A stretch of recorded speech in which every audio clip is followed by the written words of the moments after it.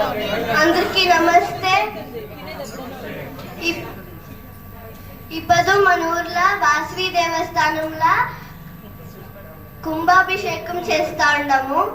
వాటికి నేను వాసవి చరిత్ర చెప్తాను.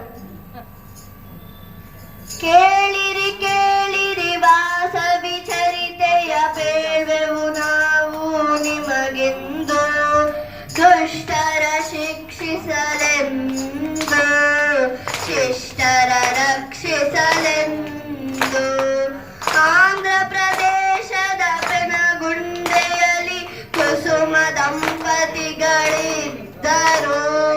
ಮಕ್ಕಳಿರಲಿಲ್ಲ ಎಂಬ ಚಿಂತೆ ಅವರನ್ನು ಸದಾ ಕಾಡಿತಿತ್ತು.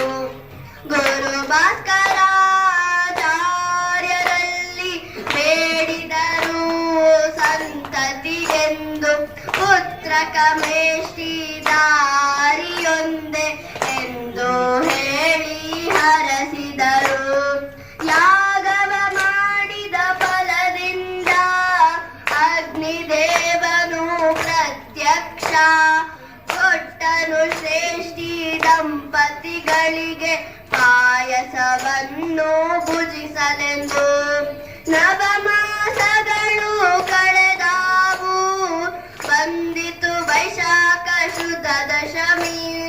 ಜನ್ಮ ತಾಳಿದಳು ವಾಸವಿ ವಿರೂಪಾಕ್ಷಣ ಜೊತೆಯಲ್ಲಿ. ಬಾಲಲೀಲೆಗಳನ್ನು ನೋಡಿ ಹರುಷದಿ ಮಾತಾ ಪಿತೃಗಳು.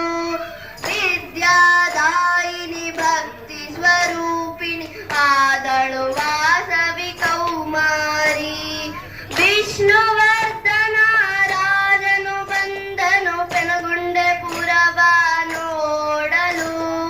ತಕ್ಷಣ ನೋಡಿದ ದೇವಿಯನ್ನು ಮೋಹಿತನಾದನು ರಾಜನು. ದೇವಿಯನ್ನೇ ಬರಿಸುವೆನೆಂದು ಹಠ ಹಿಡಿಯಲು ರಾಜನು. ಕುಲ ಬಾಂಧವರೆಲ್ಲ ಸೇರಿದರು, ಒಮ್ಮತಕ್ಕೆ ಬಂದರು. 102 ಗೋತ್ರದ ವೈಶ್ಯರು ಖಂಡಿಸಿದರು ಮದುವೆಯನು.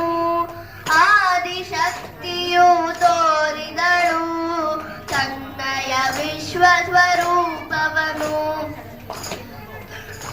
102 ವೈಶ್ಯ ದಂಪತಿಗಳು ಅಗ್ನಿಗೆ ಆಹುತಿಯಾದರು.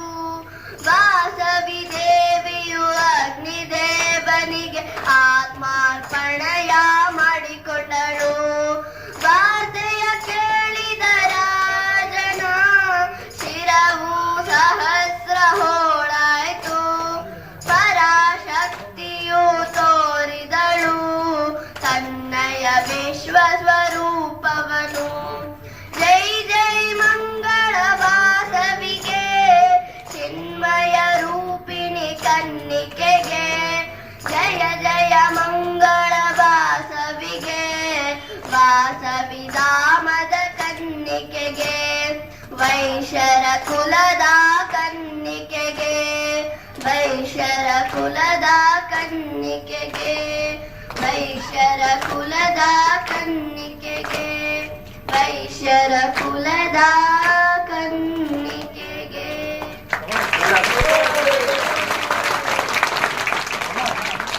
ಆ ಮಗುವಿಗೆ ಎಲ್ಲರೂ ಕೂಡ ಅಭಿನಂದನೆಗಳನ್ನು ಸಲ್ಲಿಸ್ತಾ ಆ ಭಗವಂತ ಎಲ್ಲ ಕೃಪಾಂಗಣ